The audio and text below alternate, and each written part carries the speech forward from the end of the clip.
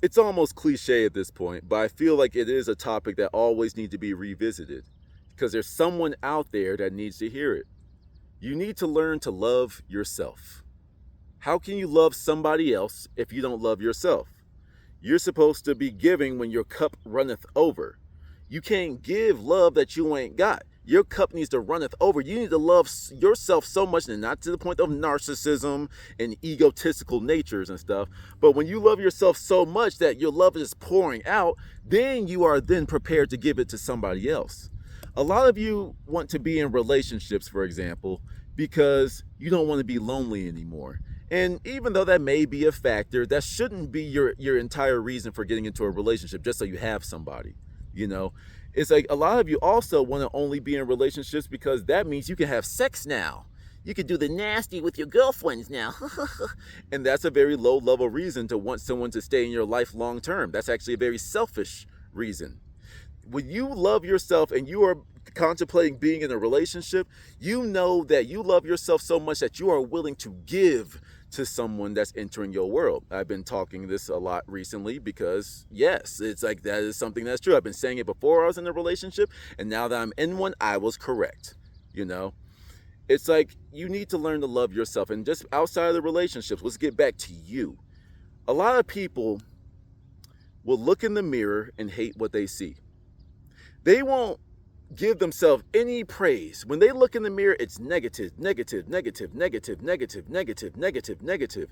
And it's like, well, damn, at what point are you going to start to find out anything that you like about yourself? What do you like about? Nothing. I'm an idiot. I'm a loser. Who told you that? Some weirdo on the internet? Some comment section with some dude that's projecting onto you and you took that? Women out here changing their behaviors for a whole bunch of hurt men.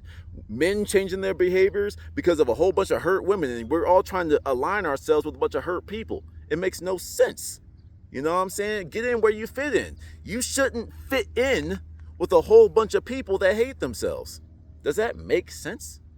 Love is the strongest force in the universe. It's a constant. And if you know, like mathematics, like in physics, for example, gravity is a constant, 9.81 meters per second. Is it meters per second or meters per second squared? I can't remember. It's been a while. But either way, whenever you're doing gravity and you're doing physics class, you see gravity, 9.81 meters per second, right? It's like, so, like in Interstellar, right? They up there in the planet where for 1 second for them, on Earth is 2 years. I don't remember the scale, but y'all catch my drift, right? And even though they're living in completely different planets, completely different worlds, completely different timescapes, that love is still consistent no matter what. Something that consistent, that powerful, that doesn't get weakened by distance, unless you're weak with like long distance relationships anyway. But the love doesn't get weak with distance, doesn't get weak with time, it doesn't get weak with all of that. Why aren't you applying that principle? Why aren't you growing that within your heart? Why aren't you growing that level of strength? Everybody thinks that everything has to be physical. No, the most important things most of the time, especially in most relationships, is the non-physical aspects of it. How much love is within you, and how much love is within you is how much love is coming from your partner. Excuse me. You know, how much love is in that relationship. You see? Your spiritual bank, if you will, isn't measured in dollars. It's measured in love, right? The same way that you love these external forces. I know I might say something a little controversial here, but like, you know, as much as you love your God, as much as you love your Jesus, as much as you love your culture, as much as you love your dog, as much as you love your favorite drink, as much as you love all these things, why is it that you can show so much love to these things outside of yourself, but you can't love you? You can't love yourself. Just think about that. Work on that. Love yourself. Learn to do that before you go out here and you seek this external validation. All the people outside of yourself, that's external validation. Why do you need anything outside of you to tell you who you are, how you feel about yourself? Oh, you're stupid, you're dumb.